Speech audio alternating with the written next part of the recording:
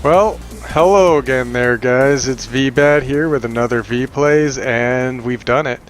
We got to the F-86A Sabre, but the real question from here is, what now? Finally hit tier 10 in this line, and there isn't much grinding left to do. There's nowhere else to go with this airframe, and there really isn't clan wars, and the population density is very low. In fact, the only other player I'm playing against right now is going to be someone in a tier 9 attacker aircraft. So, sorry man, you're going up against the best of the best here. Not necessarily the player, but definitely the airframe. The F-86 is going to outperform that poor attacking aircraft in every aspect, except for gunpowder, but I don't need it because I'm going to be behind him the entire time, and you'll see that pretty heavily throughout this entire battle.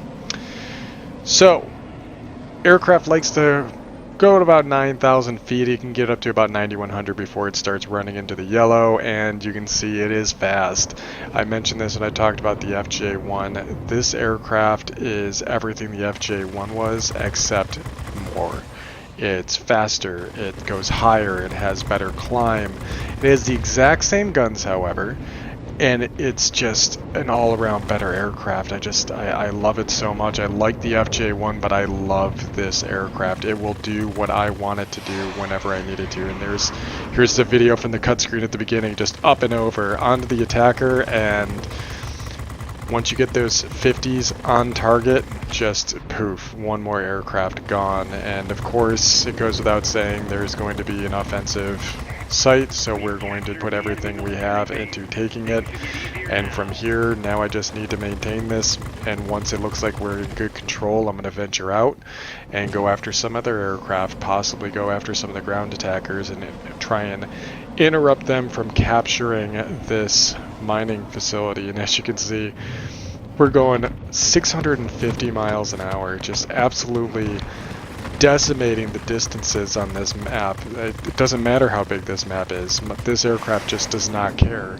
It is going to go where it wants to go, and nothing can stop it. And look at the air brakes deploying as I try and slow down. I just like the look of it. It's very aesthetically appealing, and it even has leading edge flaps, as you can see, engaging when I go into the turn. And here's this attacker coming back again, engaging unwisely in a turning fight with me, but I'm not sure he can run away either. The attacker is a fast aircraft, but this is also a very fast aircraft, so the attacker's real strength would have been getting the advantage on me early, getting those 30s to make contact, and decimating some of my control surfaces. In fact, I'm thinking of the Swift.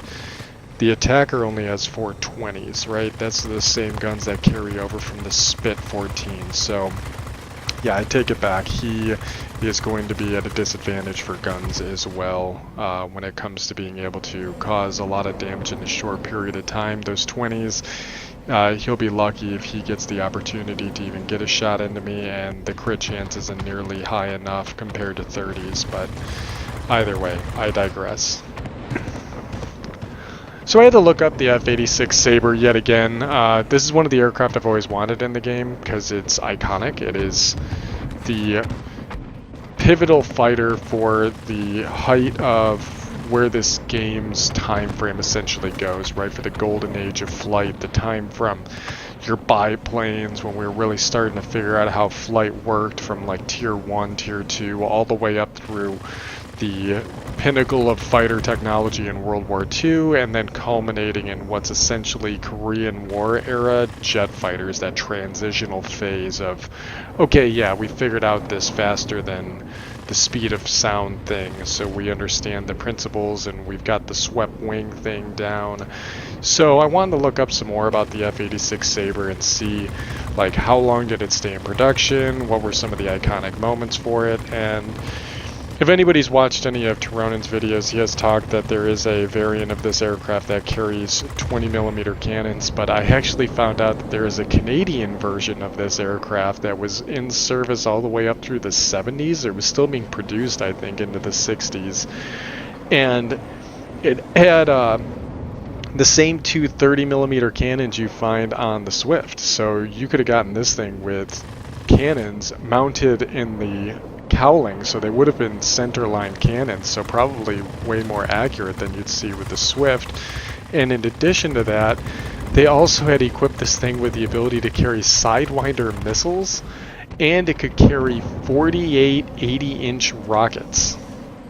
So a massive load, or millimeter, 80 millimeter rockets, but it would carry them in these pods that would just unload from the airframe, and apparently they were kept in the service for a really long time, and the longest that you saw an American produced F-86 Sabre in service was up until the mid-90s with Bolivia, believe it or not, kept running these aircraft. But if I'm not mistaken, I think there's some air forces that may even still fly Mustangs, so I'm not sure if it's that much of an accomplishment. I have gone with the very iconic color scheme here. I'm really not worried about being stealthy in this aircraft. I'm going to be up at high altitude away from the ground. If you see me, come and get me. This aircraft has not let me down yet, and it's just so nimble. It's so nimble compared to everything else that you've been flying before, with a under 10-second turn time for 360 degrees, and then an altitude performance which can take you up to space if you wanted to, and it'll still be able to give you the speed that you desire.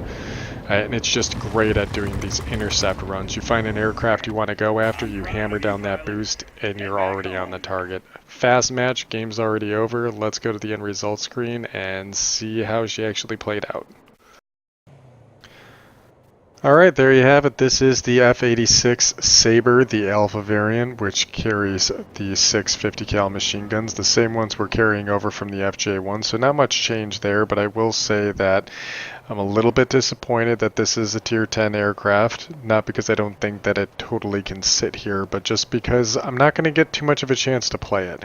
A lot of my tier 10s end up sitting around collecting dust. There is no clan wars and World of Warplanes right now, and there really isn't much of a player base at these higher tiers, so all of this effort is kind of resulted in nothing, right? I mean, it's nice to have it. It's nice to have this aircraft sitting here, and it's in my hangar, and it's also really nice to take a look at my tech tree for the Americans and realize that everything is blued up with the exception of the F-84F, which we will eventually be getting to, and this aircraft is just a fantastic aircraft. It really is an excellent culmination when it comes to the entirety of the Mustang line, and resulting in what I think is probably one of the most iconic aircraft of the era in which World of Warplanes encompasses, because this is really where the Americans started to come into their own and show that they could build an airframe in the jet age that was competitive.